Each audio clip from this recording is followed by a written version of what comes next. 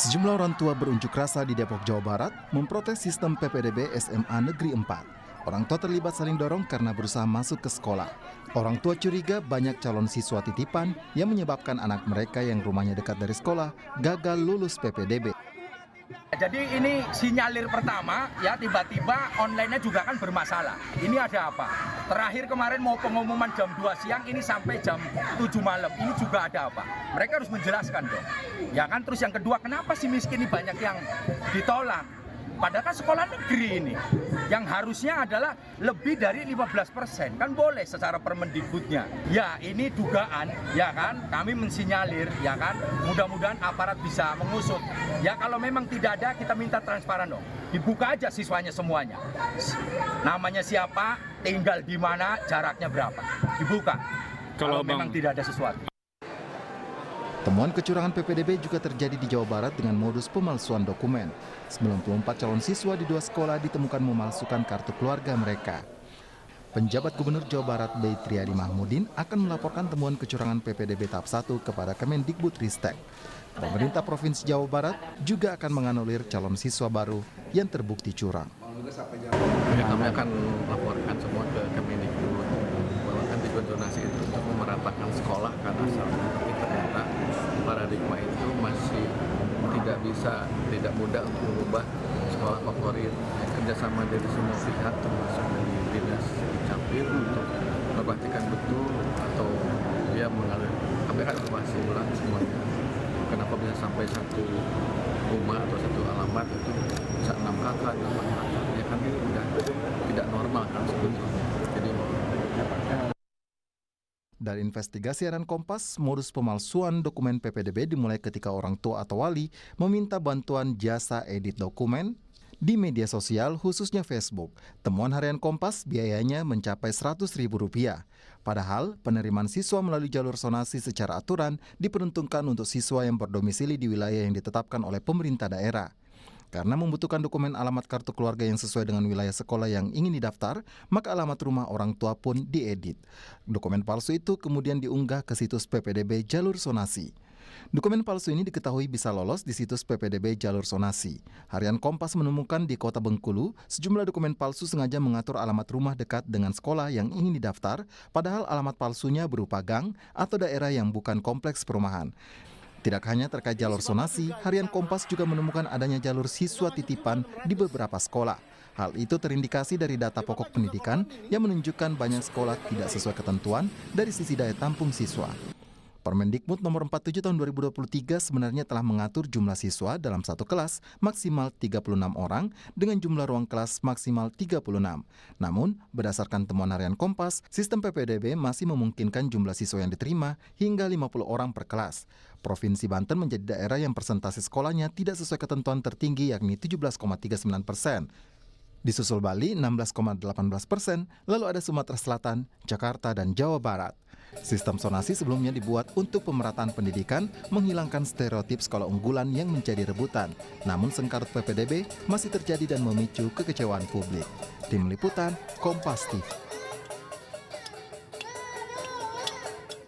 Bagaimana harian Kompas menemukan adanya kecurangan dalam sistem penerimaan peserta didik baru PPDB dan apa yang harus dilakukan pemerintah untuk meminimalisasi kecurangan. Kami bahas malam hari ini bersama Sari Febriana, editor Desk Investigasi Harian Kompas, bergabung juga Ketua Komisi 10 DPR RI, Saiful Huda, dan juga ada orang tua peserta PPDB SMA Negeri 3 Bogor, Billy Adiaksa. Selamat malam semuanya. Selamat malam. Malam, Mas Billy, Mbak Sari. Ya, Mas Huda selamat malam juga, Mas Billy selamat malam, Mbak Sari juga selamat malam. Saya mau ke Mas Billy dulu deh. Mas Billy, jadi ini kan orang tua peserta PPDB SMA Negeri 3 Bogor nih, anak Mas Billy mau mendaftar tapi tidak lolos padahal jarak rumahnya dekat. Betul? Betul, Mbak. Gimana Seperti tuh itu, ceritanya, Mas? Sebetulnya kami hanya sebagai orang tua hanya mendaftar seperti biasanya melalui PPDB online, begitu. Semua prosedurnya kami penuhi, tahapan-tahapannya itu kami tunggu sekian lama dan berakhir kami mendapat keterangan bahwa anak saya tidak lolos, begitu. Dan yang saya cek di jarak terdekatnya itu ada 50 meter, ada 70, ada 200. Dan saya pikir kenapa saya ke sekolah tersebut untuk mengkonfirmasi, karena saya pikir di situ di dekat-dekat sekolah itu hanya ada mall, rumah makan, kantor perbankan, terus rumah-rumah yang besar ya, yang konotasinya itu bukan perumahan warga begitu. Jadi saya ingin ke sana itu kemarin hanya ingin mengkonfirmasi di mana 50 meter dari sekolah itu yang mana gitu. Ternyata? Ternyata ya tidak diberi ruang untuk kita berdiskusi lebih serius. Hanya jawabannya hanya sistem dan sistem aja. Jadi kita juga apa ya, mungkin kami paham sistem yang dibangun oleh pemerintah begitu, tapi itu buat kami itu adalah tembok yang Jadi sangat sampai besar. dengan sekarang Mas Billy sendiri bingung dong mau daftarin anak Mas Billy ini di sekolah mana? Insya Allah saya langsung mendaftarkan anak saya ke sekolah yang lain gitu, yang tentunya dekat dengan rumah. Ada mandua di situ, kami mencoba insya Allah mudah-mudahan lolos. Kalau tidak pun ya terpaksa ke swasta yang terdekat di area rumah. Rumah ya. Oke, mungkin Mas Billy ini tidak seberuntung orang tua yang lain, Mbak Mari. Mbak Mari ini punya cerita, punya investigasi bahwa Mbak Sari ini menemukan adanya dokumen alamat palsu yang sengaja dilakukan oleh orang tua untuk membuat anaknya bisa bersekolah di sana. Jadi temuannya itu dokumen palsunya kok bisa, Mbak Sari? Sampai orang tua bisa membuat dokumen alamat palsu itu? Ya ini ternyata buktinya lolos ya. Jadi orang tua gini, yang terjadi itu adalah selama 7 tahun PPDB ini, para orang tua itu dilanda kecemasan yang amat sangat, anaknya nggak dapat sekolah. If sekalipun mereka lokasinya itu cukup dekat, katakanlah di bawah 5 kilo ya dari sekolah, itu bisa ya, kita anggap kategori sebenarnya cukup dekat, apalagi kayak tadi Pak Billy ya, cukup dekat tapi bisa nggak dapat. Nah itu kecemasan yang melanda banyak orang tua saat ini. Mereka butuh kepastian anak saya bisa sekolah. Dan sistem yang seperti ini, mereka akhirnya terdorong untuk melakukan segala cara, trik ya semacam itu, untuk mengurangi kecemasan itu, untuk menambah kepastian bahwa anaknya bisa sekolah. Jadi yang kami temukan misalkan orang tua nih rumahnya dia sebenarnya jaraknya kurang dari 1 kilo, 800 meter dari sekolah sasaran. Tapi dia masih merasa nggak secure, ngerasa masih cemas.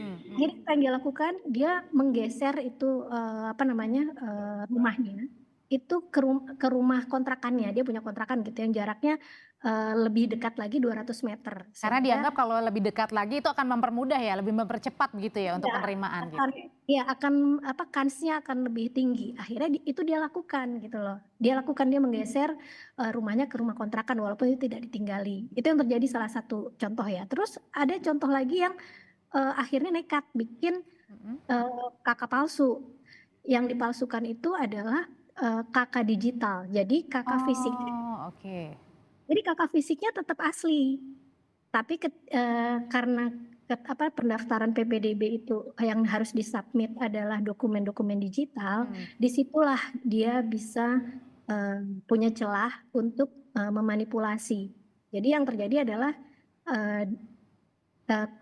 dokumen kartu keluarganya itu versi digitalnya itu diganti alamatnya. Dan itu marak untuk jasa bikin dokumen palsu atau kartu keluarga palsu itu marak katanya. Di media sosial itu dengan upah 100.000 aja udah bisa gonta-ganti. Betul. Jadi kita kalau search nih jasa edit dokumen gitu ya, atau jasa pembuatan dokumen itu ada banyak, mudah kok kita akses ya, mudah kita akses, nanti transaksinya semuanya lewat WhatsApp gitu kan, dan kita sendiri kita nyoba tolong nih editin akte kelahiran gitu ya. Dengan belangkonya sama persis segala, bahkan dia memasukkan QR code segala ke situ, itu mudah. Oke, menjawab permasalahan-permasalahan seperti ini, Mas sudah diketahui nggak sih apa sih penjelasan dari Kemendikbudristek terkait dengan sistem PPDB yang seharusnya kan sistem zonasi ini sudah digunakan, kemudian juga sebenarnya untuk mempermudah orang tua juga kan mendaftarkan anaknya ke tempat yang lebih dekat dari rumah, tapi kok malah sebaliknya ini rawan justru terjadi marak tindakan yang di mana-mana nih seperti dokumen palsu kartu keluarga. Ya, sebenarnya ini peristiwa yang berulang. Jadi kecurangan ini sejak diterapkan PPDB itu berulang-ulang. Dan saya melihat frekuensi orang tua yang berani untuk memalsukan dokumen, baik di jalur zonasi dengan cara mendekatkan titik lokasinya, jalur prestasi dengan cara memalsukan prestasi sertifikat dari beberapa sertifikat prestasi itu, jalur afirmasi juga sama. Digunakan tiba-tiba orang yang mampu mendefinisikan dirinya, orang yang tidak mampu melalui jalur afirmasi. Dan itu terjadi dan terulang. Dalam jangka pendek saya setuju ini harus ada tindakan tegas. Kemendikbud harus mengambil langkah tidak hanya melakukan pengawasan jarak jauh, tapi harus berkoordinasi secara maksimal dengan dinas-dinas pendidikan di kabupaten kota. Sebenarnya kalau dari cara kerja jangka pendek itu yang paling mungkin dilakukan. Mas Huda, sebenarnya kalau dari cara kerjanya Kemendikbudristek sendiri, itu mereka mengecek nggak sih Mas, misalnya nih dokumen alamatnya ini benar nggak nih jaraknya 800 meter, benar nggak alamatnya di sini? Atau ya udah berdasarkan apa yang tadi dikirimkan via online ya sudah percaya saja gitu. Sebenarnya kalau dari tahun lalu saya sudah minta Kemendikbud setiap menghadapi PPDB, saya minta untuk bikin satgas khusus. Jadi satgas ini bekerja detail dan on the spot langsung ke lapangan ketika ada persoalan, termasuk ketika ditemukan dokumen yang palsu, satgas ini bisa dikasih kewenangan untuk melakukan tindakan, termasuk ada pungli dan seterusnya itu. Jadi sekali lagi ini pasti akan terus berulang sampai kapanpun ketika akar masalahnya tidak dituntaskan oleh pemerintah. Saya ingin memberikan gambaran sedikit. Apa akar masalahnya? Akar masalahnya adalah kuota yang ada dari sekolah-sekolah negeri kita terlalu jauh dari potensi untuk menampung siswa didik kita. Artinya lebih dikit begitu ya daripada sangat sedikit sekali. Jadi setiap tahun ada 10,7 juta anak-anak yang tidak bisa mendapatkan kuota di sekolah negeri. Gitu. Kita bisa bayangkan itu. 10 juta, 8 anak-anak yang tidak bisa mendapatkan kuota di sekolah negeri. Nah karena itu saya menganjurkan pada pemerintah, solusi terbaiknya jangka pendek dan jangka panjang adalah, saya menyebutnya pemerintah membuat skema sekolah amanat undang-undang. Apa sekolah amanat undang-undang itu? Yaitu sekolah swasta yang difasilitasi penuh oleh pemerintah, diperlakukan sama oleh pemerintah sebagaimana sekolah negeri. Jadi bisa mengakomodir ya. Persis. Mas ini Huda, terjadi kan karena orang tua pengen sekolah negeri karena supaya biayanya murah. Ya, benar. Ketika tidak masuk berarti sekolah swasta. Nah, sebenarnya permasalahannya bukan hanya pembuatan dokumen palsu nih, Mas Huda. Saya mau kembali lagi ke Mbak Sari. Jadi temuan di Harian Kompas itu bukan hanya terkait dengan penggunaan dokumen palsu, tapi juga ada jalur siluman. Silumannya kayak gimana tuh, Mbak? Betul. Jadi yang kami temukan, kita turunkan sebagai headline utama sebenarnya justru yang ini, yang jalur siluman. Jadi jalur ini itu terjadi justru setelah PPDB diumumkan selesai. Kan ada 4 jalur ya, afirmasi, zonasi tadi, terus prestasi dan perpindahan orang tua. ada jalur kelima ini yang terjadi setelah PPDB diumumkan selesai. Nah, inilah jalur siluman. Jalur siluman ini terjadi betul kalau tadi Pak Huda sampaikan itu ada kaitannya dengan kuota. Jadi kalau Permendikbud yang nomor 47 tahun 2023 itu kan ada batasan setiap kelas tuh berapa anak, berapa rombel per sekolah, ada batasan ya. Batas itu hanya 36. Nah, itu yang membuat sikut-sikutannya di situ. Batasannya sedikit, yang mau masuk banyak. Akhirnya ketika PPDB sudah diumumkan selesai gitu ya, sekitar pertengahan Juli biasanya, itu sekolah akhirnya menerima desakan, tuntutan dari berbagai macam pihak, titipan-titipan, siswa-siswa titipan, supaya sekolah mau nerima anak-anak ini gitu. Padahal Bahkan siswanya itu tidak dalam kategori 4 itu, misalnya berprestasi atau jalur zonasinya dekat gitu, enggak? mereka begitu? udah gagal semua Oh. jalur itu gitu loh. Jadi akhirnya bermodal yaitu nitip, ada yang getok lewat misalkan oknum orang dinas, getok lewat aparat, bahkan ada juga maaf nih ya wartawan juga minta slot gitu kan, atau ormas, organisasi massa yang mungkin selama ini agak ditakutin gitu ya. Nah itu getok lewat situ. Berarti ada berupa ancaman ataupun ada suap? Kami tidak menemukan suap, jujur aja kita nggak nemukan ada suap ke pihak sekolah dari oknum-oknum ini ya. Tapi gini, yang kita pahami adalah orang di sekolahan, sekalipun itu seorang kepala sekolah, mereka ini pada relasi kuasa yang sebenarnya timpang dengan pihak-pihak yang mendesak ini ya. Sekarang kalau misalkan ditelepon sama anggota legislatif, anggota DPRD gitu, tolong ini terima nih, gini, bisa apa? Oke. Dia cuma kepala sekolah, harus Nggak bisa mikirnya nolak gitu. juga ya, sulit juga kalau nolak. Iya, Ya. atau orang dinas, apalagi dinas, mereka kan ada relasi kuasanya jelas itu. Dan Oke. dinas itu kan bosnya, bisa dibilang. Itu Mas Atasan. Huda, ternyata permasalahannya juga karena adanya relasi kuasa nih, titip-titipan nih dari jalur Lagi belakang. ormas, iya, ormas juga gitu. Nah, Wartawan, mereka takut sama wartawan tuh bisa nanti diberitainnya enggak misalkan. Dia jadi promo gini-gini, akhirnya ya udah kelimpahan. Jadi sekolah itu babak belur sebenarnya, sekolah sasaran tuh yang masih dianggap favorit tuh babak belur nerima titipan, akhirnya mereka ya udah mereka masukin tuh. Nah, apa akarnya sebenarnya? Akarnya itu adalah di sistem Dapodik sendiri yang dibangun oleh Kemendikbudristek. Jadi Oke. sistem Dapodik itu tuh masih nggak dikunci Oke. sama Kemendikbud. Oke. Kalau gitu saya tanyakan tentang sistemnya ke Mas Huda, gimana nih Mas? Secara teknis tidak ada di ruang kami memang. Jadi semestinya memang pada forum-forum begini Kemendikbud bisa hadir dan menjelaskan ke publik. Wah nggak Nah, bisa. sayangnya Kemendikbud nggak pernah hadir dalam Tidak pernah. forum-forum untuk menjelaskan kepada publik. Itu kita sayangkan. Ya. Nah karena itu kita minta pada forum yang baik ini pula, saya juga menghimbau atas nama Ketua Komisi 10, Kemendikbud sekali lagi harus hadir ketika persoalan yang sudah menaun ini dan belum ada solusi. Sudah Dan hampir tadi satu. Mbak Sari sudah nyampaikan salah satu pangkalnya adalah sistem Dapodik misalnya. Ya betul. Dan ini berulang, jadi berkali-kali setiap kali PPDB semua orang menyatakan bahwa ada problem di sistem dan belum ada update perbaikan sampai hari ini dari pihak Kemendikbud. Oke, kalau dari ini kan tadi dibilang sama Mbak Sari ada akarnya dari sistem, kemudian juga tadi kalau dari Mas Huda bilang bentuk pengawasannya seperti apa. Nah, tapi kalau dari Mas Billy kan sebagai orang tua nggak paham nih ya Mas sistemnya, yang penting anak saya bisa masuk. Sebenarnya yang ingin Mas Billy sampaikan kalau misalnya Kemendikbud hari ini dengar nih perbincangan kita, apa sih Mas keinginan supaya tahun depan nih kalau ada PPDB jalur zonasi lagi nggak ada nih kayak gini dipersulit? Iya Mbak, sebetulnya simpel Mbak. Zaman kita dulu itu kita berlomba-lomba agar paling pintar supaya kita bisa masuk ke sekolah favorit begitu.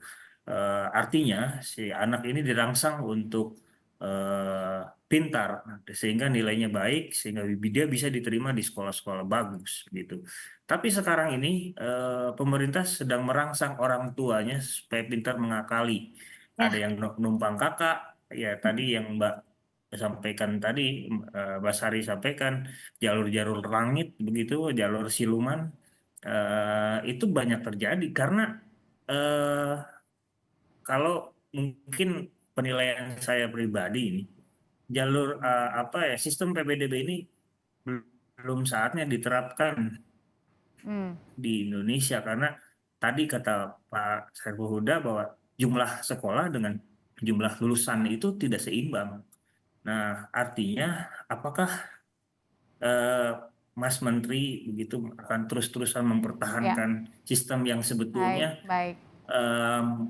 merusak suasana? Ini tiap tahun kami terus-terusan dirusak gitu. Kalau oke, tahun ini mungkin anak saya giliran masuk SMA, mungkin tahun depan ada tetangga saya masuk, sama halnya seperti itu. Dan kebetulan di Bogor juga banyak banget Dan keluhan yang sama. keresahan ini juga dirasakan juga ternyata sama Ketua Komisi 10 Mas Huda ya, berulang. Semoga sih evaluasinya benar-benar menyeluruh dari Kemendikbudristeknya juga lebih mudah ya untuk ditanyakan dan memberikan penjelasan. Terima kasih Mas Saiful Huda, terima kasih Mas Billy, terima kasih Mbak Sari.